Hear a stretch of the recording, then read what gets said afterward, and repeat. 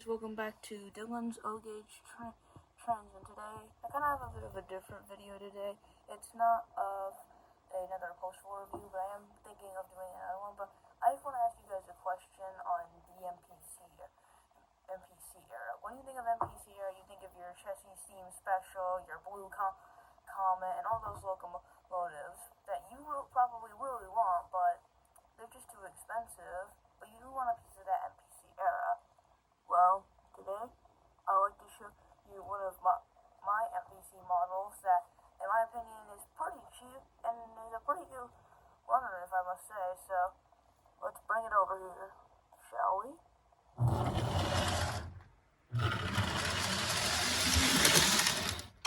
This is the Lionel 040 Dockside switcher. This engine, honestly, I didn't even know it existed, as I'm not a personal fan of MPC era, but when I saw this locomotive right here at a train show, I just knew I had to snatch it up. So I'm going to tell you a bit more. Alright, so a little bit about this engine. This engine, obviously, it's the MPC era, but even though the MPC era is kind of known as being one of the sort of dark ages for Lionel, even though popping out some good stuff, this engine is definitely not one of them. It is definitely one of these engines where I say, if you are looking for an engine that is cheap, efficient, it can go forward to reverse, then this engine I would definitely recommend picking up for yourself. Now, I don't know too much about this engine, if I'm going to be honest. I didn't even know Lionel made 040 or even tank engine switchers at all. I mean, I did know they made the 060Ts, but I didn't know they made any other sort of form of Dockside switcher. So yeah, and one last thing I want to say about this engine, it's just very small, but there are a lot of features compact into this little guy. So I'm going to share some with you. Alright, so some things on this engine is that when you think of engines something like this that you would see in like a starter set, you think, oh, since it's from the 90s, very low pulling power, it doesn't have a forward or reverse unit, it can't pull. Well, I can tell you this for a fact, this little puppy can definitely pull if it put its life on the line.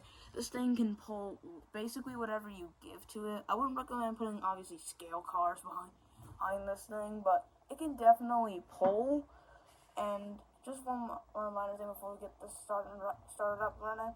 There is another version of this model with a tender, which unfortunately I haven't been able to find, nor the tender, but this is the version that doesn't come with it. So, yeah, there's that too. So, now, let's get this puppy to work.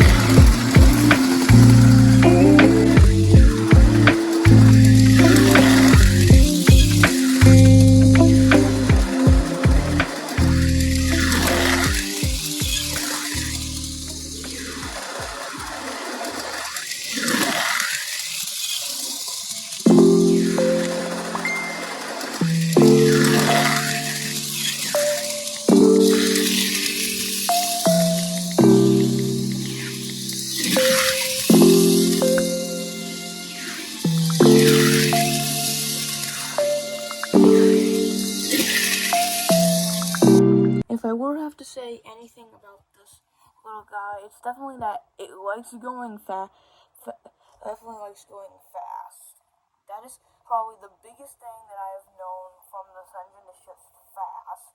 And for its size, it squeezes a bit in like the forward reverse, and even though most of its detail is molded, it still looks pretty good in my opinion. But yeah, this engine, if you are trying to get into MPC and starting a collection, this little puppy is definitely something I would consider buying. And these are relatively cheap. I think I got this for $80 or $90 when I went to the train show. They may go cheaper because of their short size, but yeah, if I were to say one more complaint, it's definitely that it is lacking the light headlight, which is usually what Lionel is known for. But it's okay. I mean, this is a pretty good runner, if I were to say so myself. So yeah, I hope you all have definitely enjoyed this little review of this little engine. So yeah, thank you for watching. Comment, like, and subscribe, and I'll see you all on the next one.